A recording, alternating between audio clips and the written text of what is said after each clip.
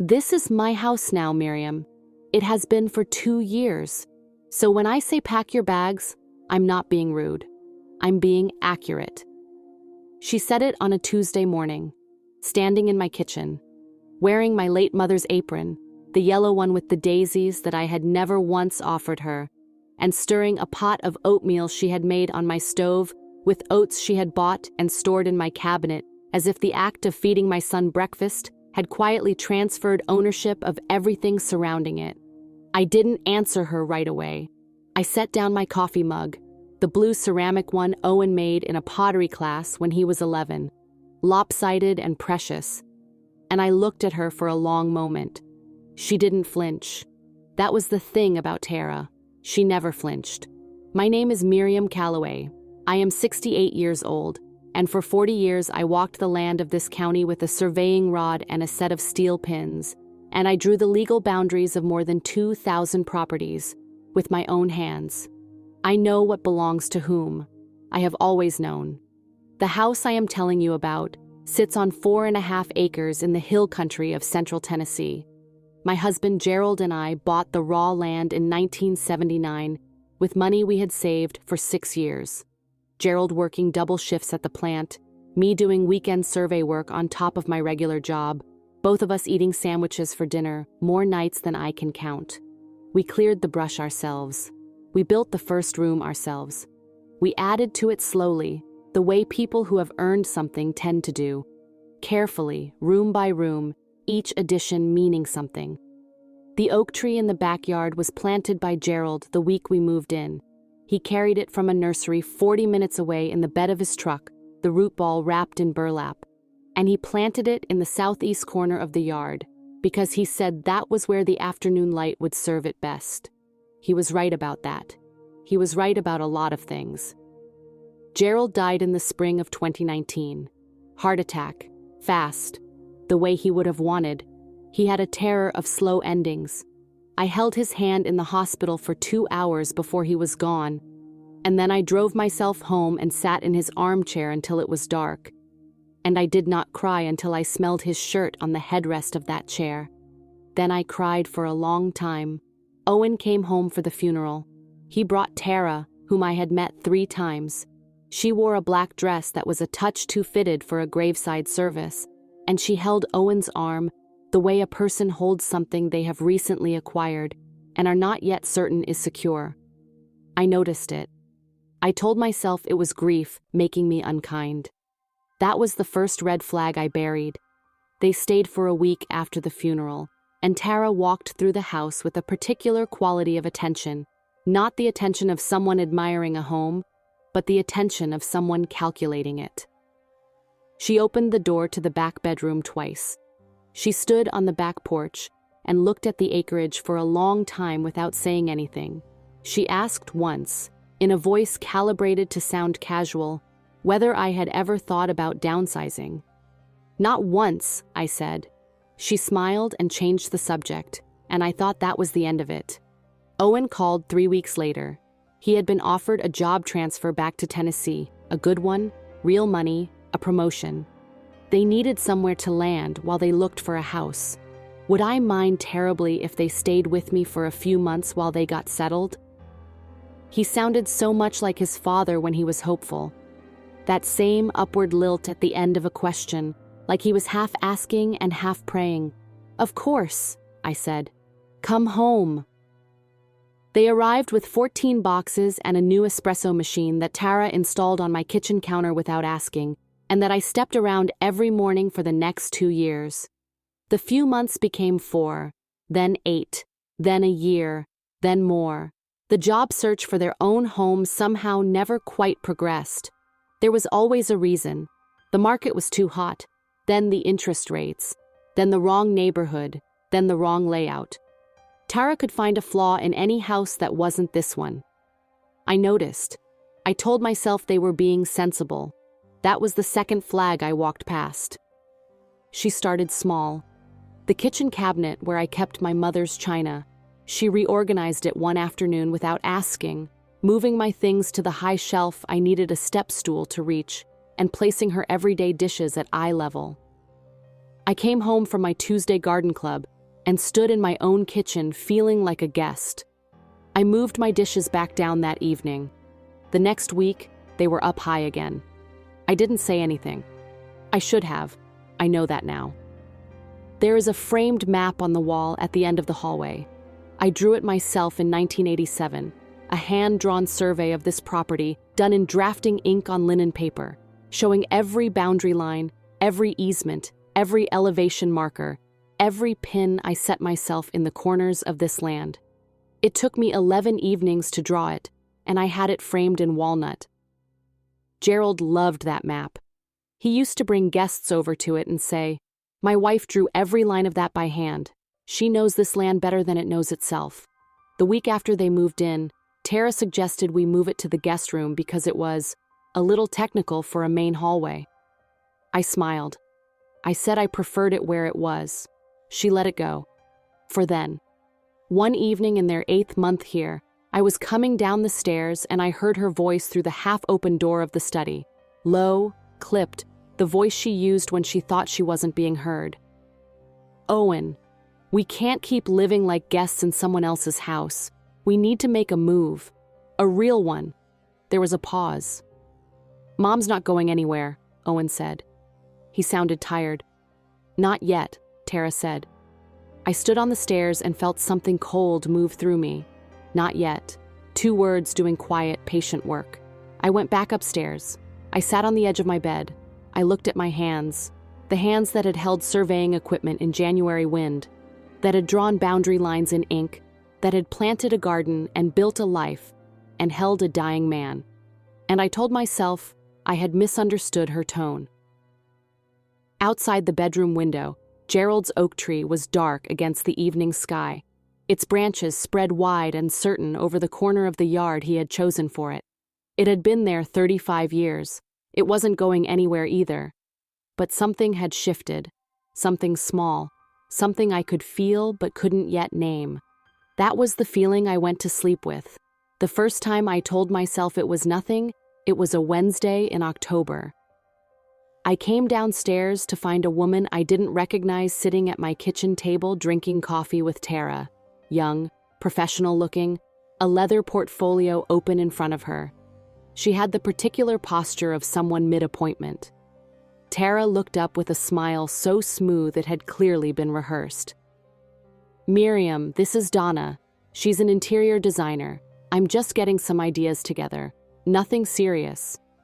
Donna smiled at me the way people smile at children when the adults are talking. She had fabric swatches spread across the table I had eaten breakfast at for 40 years. I sat down. I poured my own coffee. I said nothing because there was nothing yet I could point to and call wrong. But a design consultation. In my house. With a stranger sitting in Gerald's chair. I told myself Tara was restless. I told myself young women needed projects. I told myself this was what it meant to share a home. That night, I noticed the survey map had been shifted 4 inches to the left. Not removed, just moved. Enough to be crooked, enough that I would see it and know someone had touched it. I straightened it before bed and said nothing. The second scene came 6 weeks later and was harder to explain away. My sister Paulette drove up from Cookville for the weekend, the way she did every November, same weekend every year for 30 years, ever since we lost our mother. We cooked together and talked about people we grew up with and watched old movies and didn't have to explain ourselves to each other. It was the weekend of the year I protected most. I had mentioned Paulette's visit 2 weeks in advance. I had it on the kitchen calendar in my own handwriting. Friday evening, Paulette arrived, and I had dinner ready. Tara came into the kitchen 20 minutes before we were going to sit down and announced that she had made a reservation at a restaurant in town for her and Owen and 2 friends of theirs, friends I had never met. And did I mind terribly watching the dog? The dog was a terrier named Scout that Tara had brought into the house 6 months earlier without discussion. He barked at me every morning as if I were the intruder. I looked at her. She looked back with that composed, pleasant expression she had perfected, the one that made any objection from me seem like overreaction. "Have fun," I said.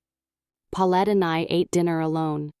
She watched me across the table for a long moment, and then she said quietly, "You look different lately, Miriam." "I'm fine," I said. "I didn't ask if you were fine. I said you look different." She set down her fork. "You look like you're concentrating very hard on something, like you're working to stay calm in your own kitchen." I didn't answer that. I refilled her glass and steered us toward other things.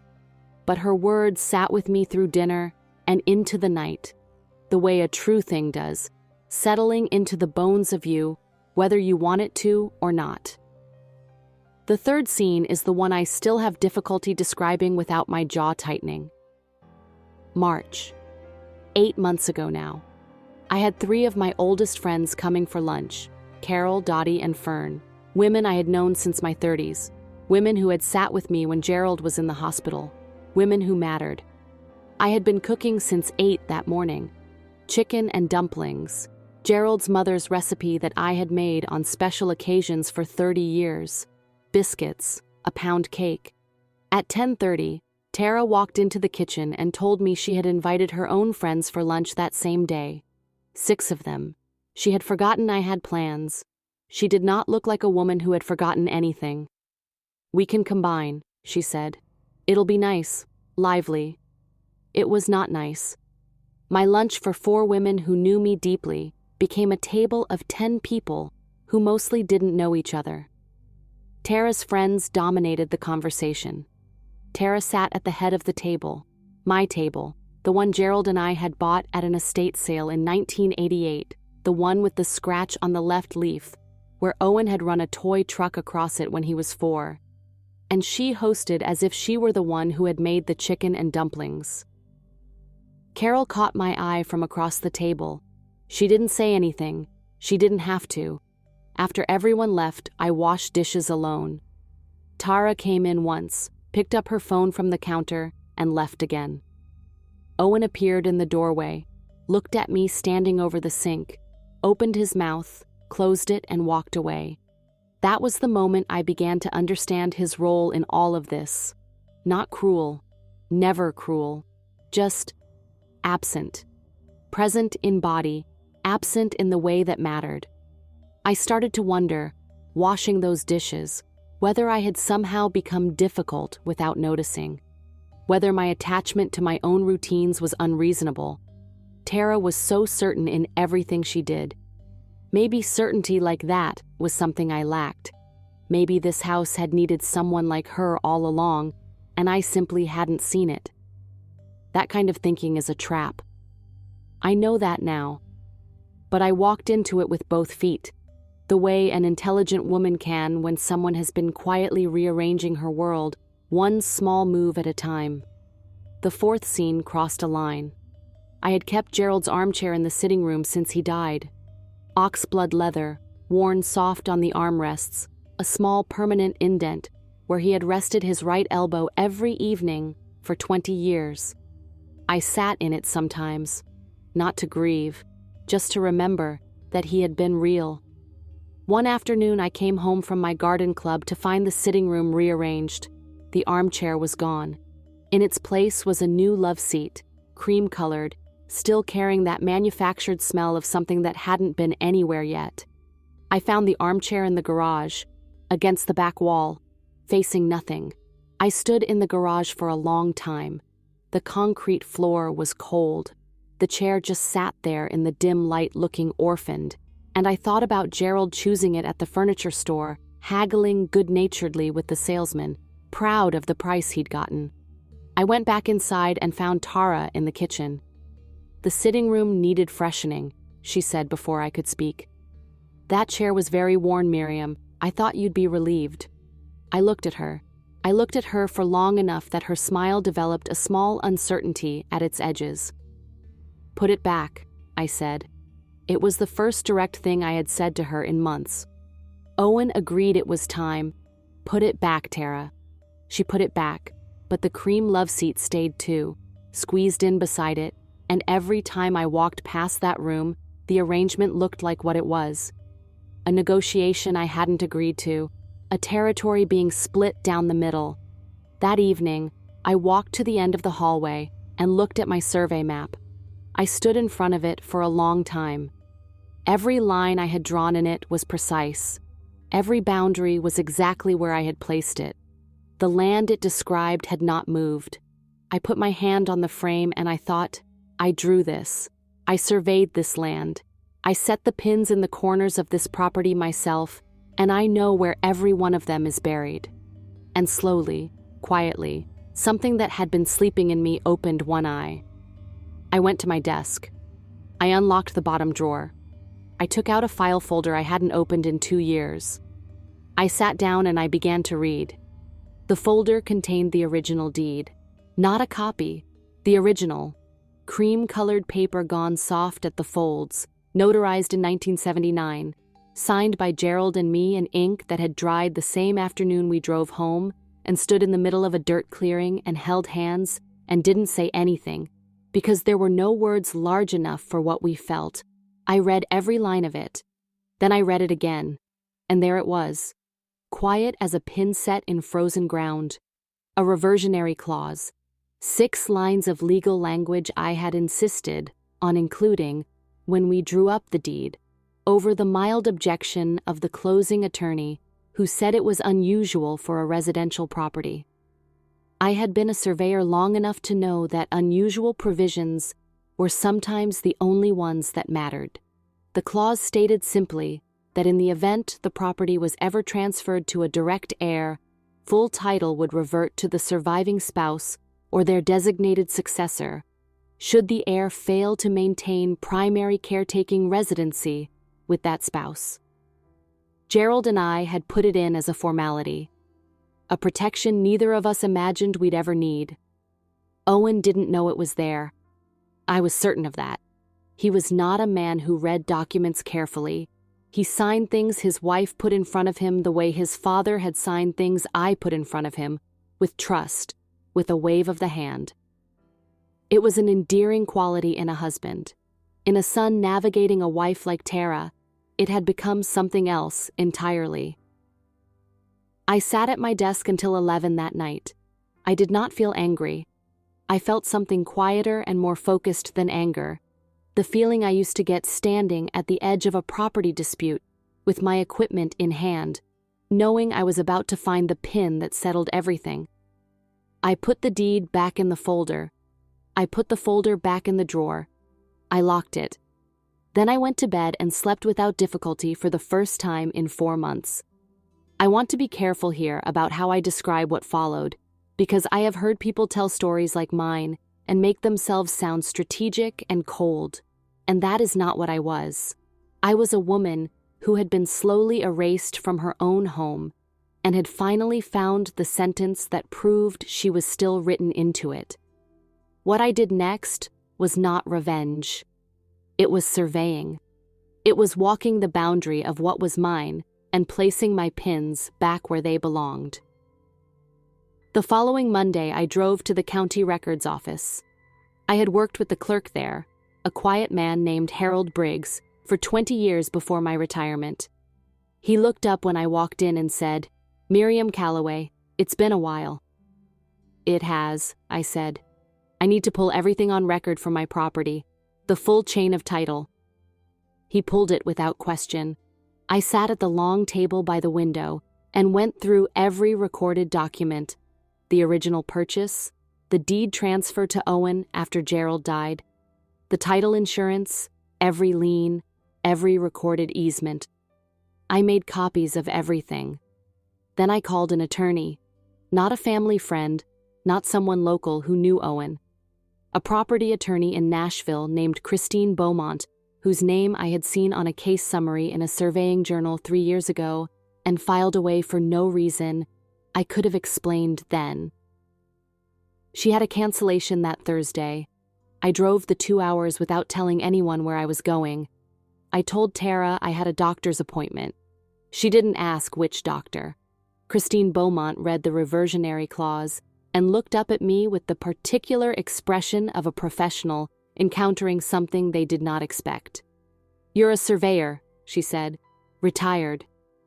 You wrote this clause yourself. I suggested the language. The attorney incorporated it. She set the document down. Mrs. Calloway, do you understand what this means in practical terms? I believe I do, I said. I'd like to hear your interpretation. She told me. It was exactly what I had understood it to mean. I thanked her, retained her services, and drove home through the hill country with the windows down and the early spring air coming in cold and clean. Tara was in the kitchen when I got back. She looked at me the way she had been looking at me lately, with that assessing quality, measuring something. How was the doctor? She asked. Fine, I said. Everything looks good. I made myself a cup of tea and went to sit in Gerald's armchair. I could feel her watching me from the hallway. She had sensed something without being able to name it, and that nameless sensing was making her anxious. I recognized the signs. She was moving faster now, deciding things more quickly, as if speed could outrun whatever she felt shifting beneath her. The move she made the following week confirmed it. She called a family meeting. That was what she named it, a family meeting, as if we were a corporation and she chaired the board. Owen sat beside her at the kitchen table looking like a man who had been briefed but not fully convinced. I sat across from them with my hands around my coffee mug and waited. Tara had printed documents, printed and tabbed, the way she did everything, methodical, prepared, certain of her own thoroughness. She slid a packet across the table to me. It was a proposal, a formal written proposal, for what she called a property arrangement, a plan in which I would transition to a smaller bedroom. The master suite would become their permanent room, and I would sign over my remaining interest in the property in exchange for a monthly stipend she had already calculated. She had calculated my worth in my own home and printed it on paper with a tab divider. I looked at Owen. He was looking at the table. I had an attorney review it, Tara said. It's very fair, Miriam, more than fair. I looked at the packet in my hands, at the tabs, at the number she had assigned to what remained of my life in this house. I set it down. I smoothed the cover page once with my palm, and I felt something settle into place in me, solid, level, true as a surveyed line. I'll have my attorney look at it, I said. Tara blinked. It was the first time I had mentioned having an attorney. Of course, she said, recovering quickly. Take all the time you need. She thought she had won. I could see it in the way she relaxed her shoulders. Just slightly, just enough. She had handed me the document. She had made her move. As far as she understood the board, she was one step from the end. She had forgotten, or never known, that I had been reading this land since before she was born. That night, I stood in the hallway in front of my survey map. I traced one of the boundary lines with my fingertip, the northern edge of the property, where I had set the first pin myself in October of 1979, my hands numb with cold, Gerald holding the rod, both of us laughing about something I can no longer remember. I had drawn every line on that map. I had placed every pin in the ground it described, and no one, not a designer with fabric swatches, not a woman with a tabbed proposal, not anyone, had ever moved a surveyed pin by wanting to. What happened next, they never saw coming, and neither honestly did I. By 7 in the morning on the last Thursday of April, I had already been to the kitchen, made my coffee, and sat at my desk for an hour, reviewing everything Christine Beaumont and I had prepared over the preceding 3 weeks. The folder in front of me was not thick. It didn't need to be. A surveyed boundary doesn't require volume. It requires precision. By 8, I had called Christine and confirmed she was available by phone if needed. She told me to keep it simple, keep it brief, and let the documents do the work. She had said that to me 3 times over 3 meetings, and I had written it on a notepad each time, because it was exactly how I had approached every property dispute in 40 years of surveying. The pin is either there or it isn't. The line is either correct or it isn't. You don't argue the land, you show it. By 8:40, I heard Owen and Tara moving around upstairs. The particular rhythm of their morning, her heels on the hardwood, his slower step, the sound of the espresso machine cycling up. I sat with my coffee and waited. At 9, they came downstairs together. Tara was dressed for something, sharp blouse, the good earrings she wore when she wanted to feel certain. She had likely planned to press me about the proposal today. I had seen her checking her phone repeatedly the night before, that restless energy she carried when she was moving toward a conclusion. Owen looked tired. He always looked tired lately. They were both surprised to find me already at the kitchen table with the folder in front of me. Tara's eyes went to it immediately. She had good instincts. I had always acknowledged that about her. "Sit down," I said. "Both of you, please." Owen sat. Tara remained standing for a moment, one beat of resistance, and then sat. I opened the folder. I did not hurry. "I had my attorney review your proposal," I said. I slid Tara's tabbed packet back across the table to her, unopened since the day she gave it to me. She found it very thorough. Tara allowed herself a small, composed smile. She also reviewed the original deed to this property. I placed the certified copy Christine had prepared in the center of the table. Specifically, a clause on page 3. "Owen, I'd like you to read the section I've marked." Owen pulled the document toward him slowly, the way a man reaches for something when he doesn't know if it will be warm or cold. He found the highlighted section. He read it. His expression didn't change for a long moment, and then it changed completely. "Mom," he said. His voice was different, younger somehow. "Read it aloud," I said, not harshly, gently. He read it, every word. The kitchen was very quiet when he finished. Tara's composure did not break immediately. She was too disciplined for that. She reached across and took the document from Owen's hands and read the clause herself. I watched her read it twice. I watched the calculation behind her eyes, rapid, thorough, looking for the exit that wasn't there. "This can't be enforceable," she said. Her voice was controlled but thinner than usual. "It's a residential deed, not a... This kind of clause is archaic. No court would... My attorney has already filed a formal assertion of the clause with the county recorder's office," I said. "As of Tuesday morning, it is a matter of public record. She is prepared to defend it and believes it will hold. She has seen it hold before in this state." Disbelief first. I watched it move across Tara's face like a weather front. She set the document down and looked at me with something I had not seen on her before. Uncertainty. Raw and unfamiliar on features that had never had much use for it. Then came the rage. Not loud. Tara was never loud, but her jaw set and her eyes went flat, and she said, "You did this deliberately. You've been planning this for weeks while living under our roof." "My roof," I said, quietly, without heat. "Owen." She turned to him, and the shift in her voice was remarkable, softer now, urgent, the voice she used when she needed him to be her instrument. "Owen, this is vindictive. Tell her this is vindictive." Owen was looking at the deed. He had not looked up since he finished reading it. "Owen." Sharper now. He looked up, and I saw something in my son's face that I had not seen in 2 years, the particular expression of a man who has been standing in a fog and has just felt a wind come through and clear it.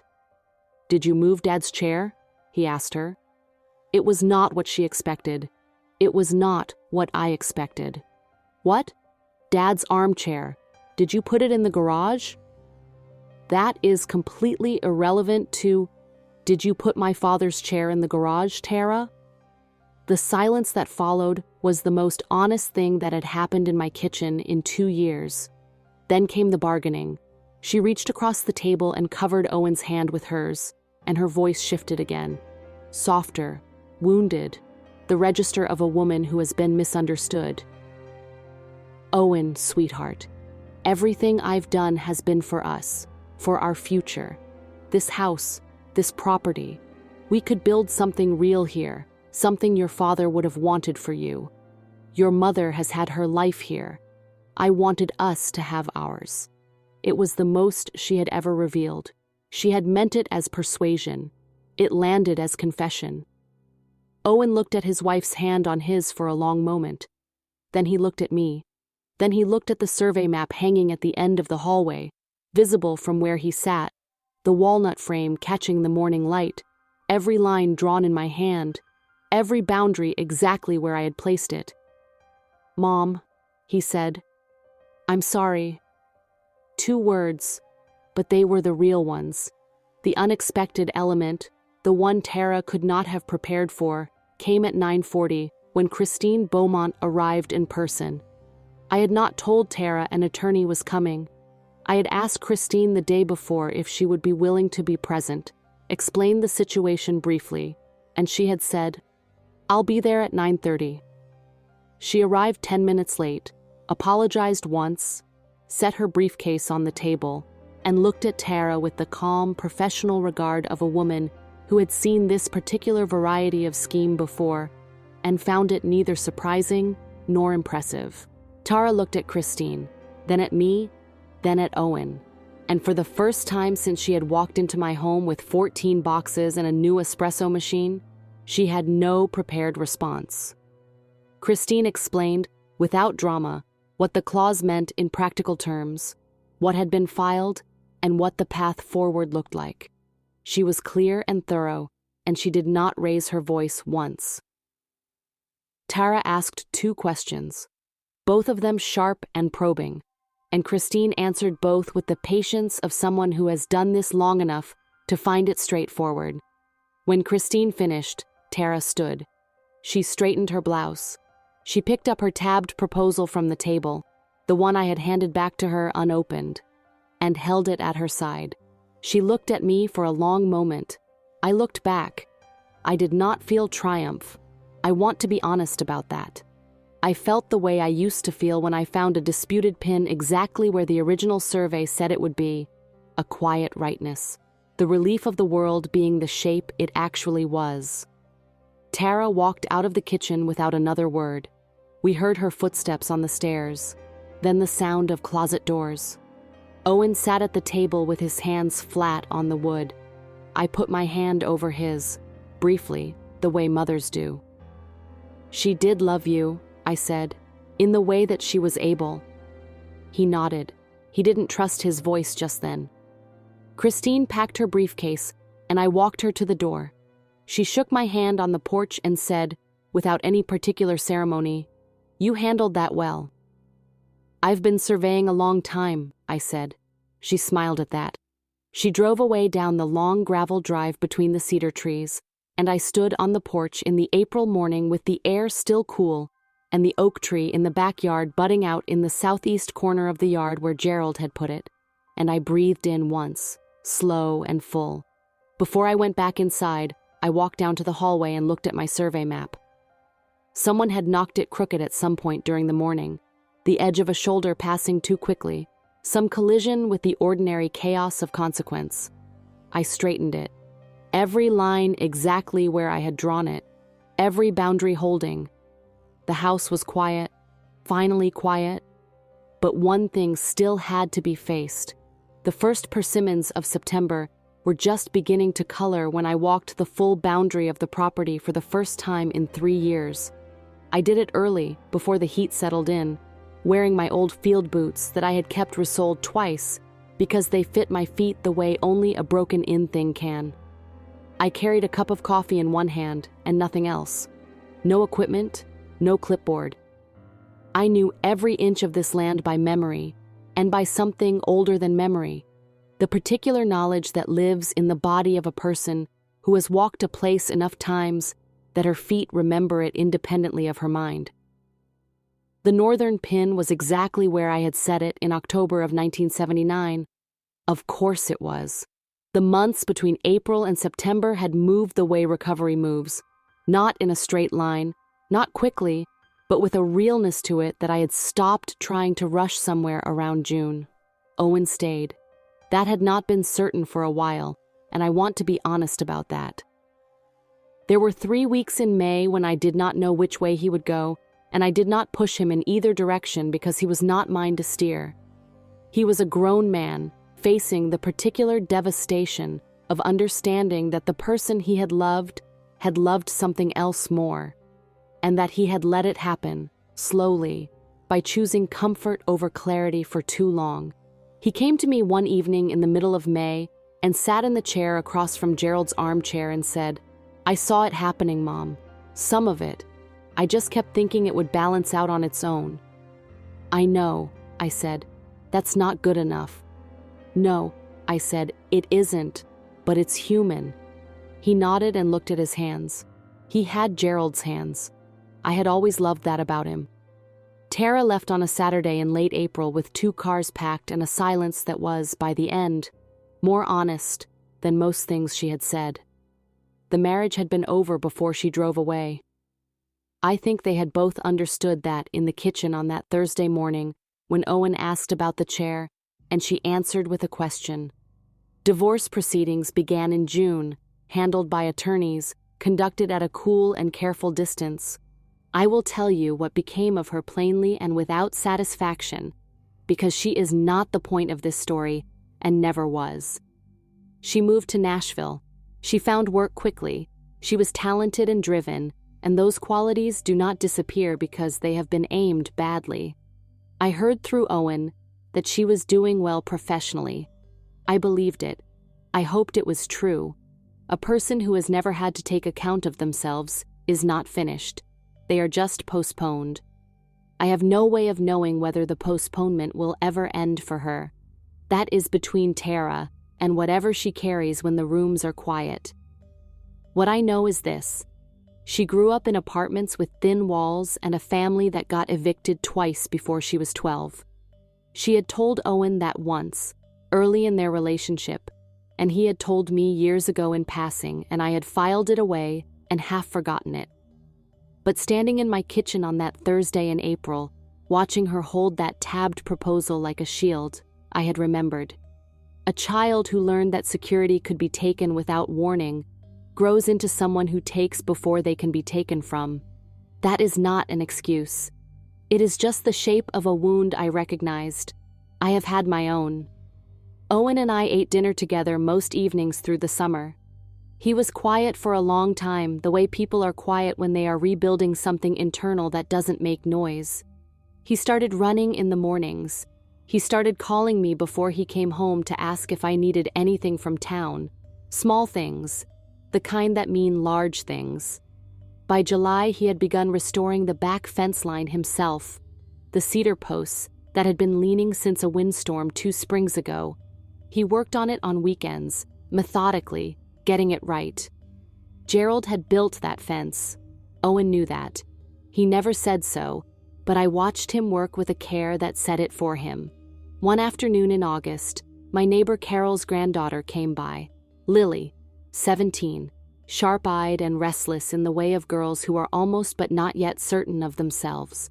She had been helping Carol with her garden through the summer, and she stopped at my porch on her way back and asked if she could see the map I had in my hallway. Carol had apparently told her about it.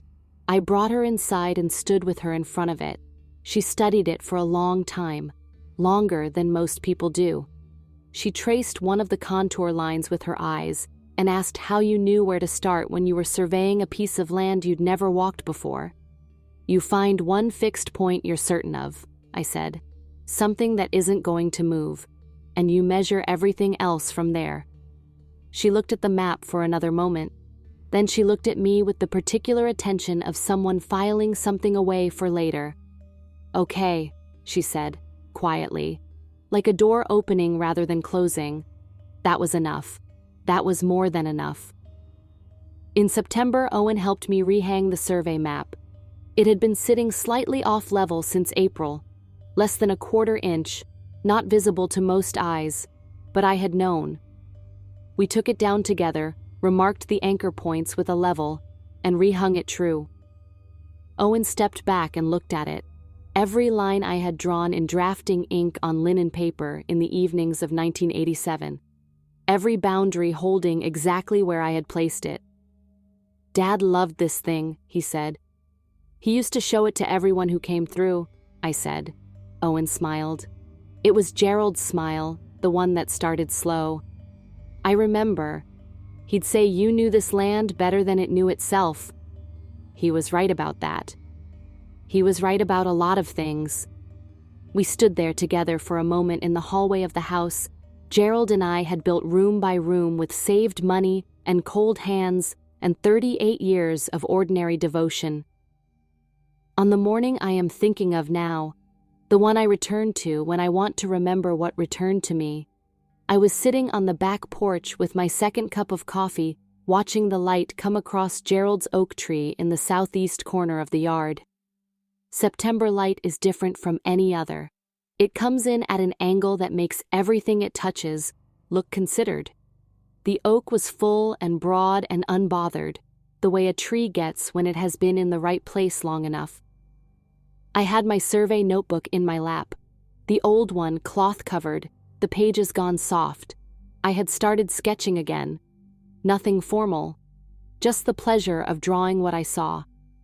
The tree, the fence line Owen had straightened, the long slope of the hill to the east, where the light pooled on clear mornings. A cardinal landed in the high branches of the oak and sat there for a moment, very red against the early sky, and then was gone. I turned to a fresh page.